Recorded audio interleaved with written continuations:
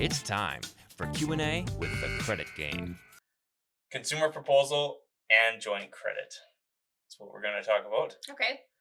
So, as a reminder, I am not a licensed trustee, just a guy sitting in front of a camera Loves to talk about credit.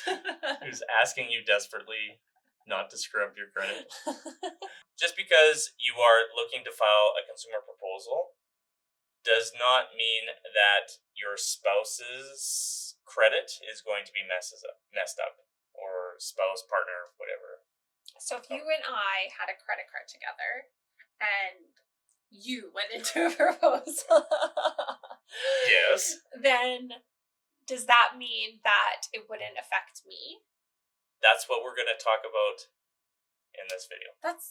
Is that what you just said? Yeah, no, I'm just saying we're getting into it. Oh, okay. Yeah, one step at a time. Okay.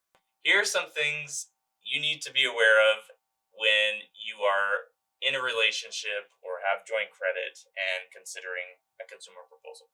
First, let's say we have a credit card together and it is joint, which means it shows up on both of our credit reports. Yeah. And let's say I Yes. go into a consumer proposal, then you inherit 100% of that debt. The consumer proposal would protect me. That's so sick. Okay, wait. I want to go into the proposal.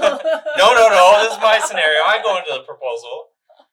So if you have anything joint That's together, horrible. yes. So that's something to keep in mind. If you have a lot of joint credit, Yeah. and you are looking at filing a bankruptcy or consumer proposal, then essentially the proposal only protects the person entering in, Okay. and the other person inherits 100%, not 50%, but 100% of the debt.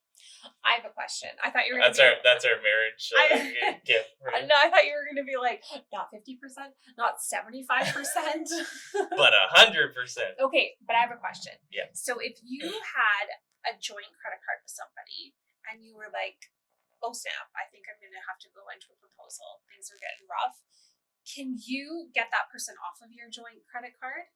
Only if the bank or lender allows it. So you would have to like qualify or be pre-approved or something? Is that how it Well, they would have, or yes, you would have to be able to qualify for everything, but that's very difficult when you're already in a credit bind, because typically you don't go into a proposal when you're doing well. Right. And typically you would have to pay that account down to zero and then open up a new one and transfer that just into your own. So joint credit is not great. Is challenging with that. Now, you talked about credit card, and that's pretty much the same for line of credit or other types of credit. But if it's a secured credit, like a mortgage, just because I enter into a proposal doesn't mean that I lose the house or the vehicle automatically. But does that mean the other person who signed with you, like they are now in control of it, or how does that work? No, because it's secured, typically you would hold on to that. And so typically I would keep the house and then nothing changes. Oh, but would that person know that you went into a proposal?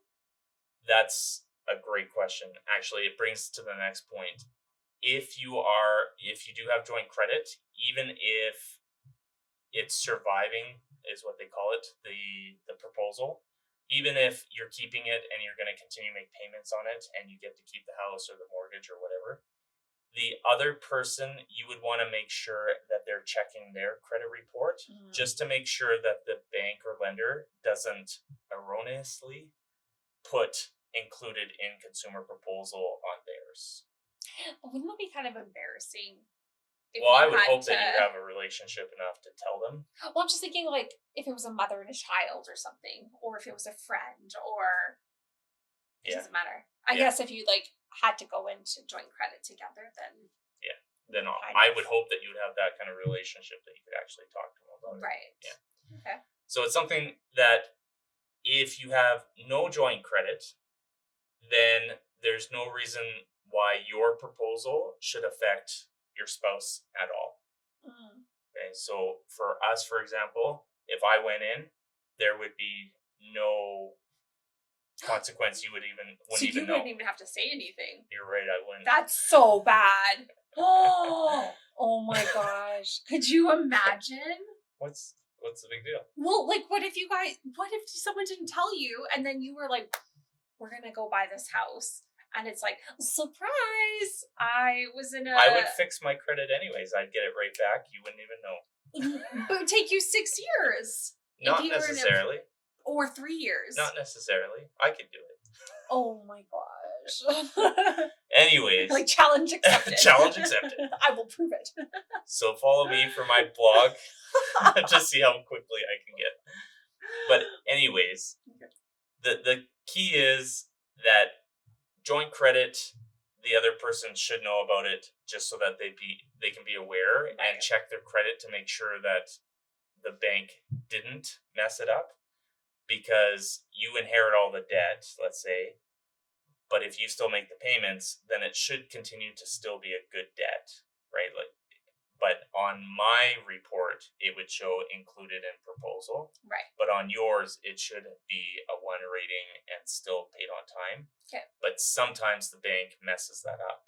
But that can be corrected. Okay. So, but if there's no joint credit whatsoever, then you don't have to worry about it. There shouldn't be any crossover whatsoever. Okay. I have seen it happen, but it's very rare. But if it does happen, then those can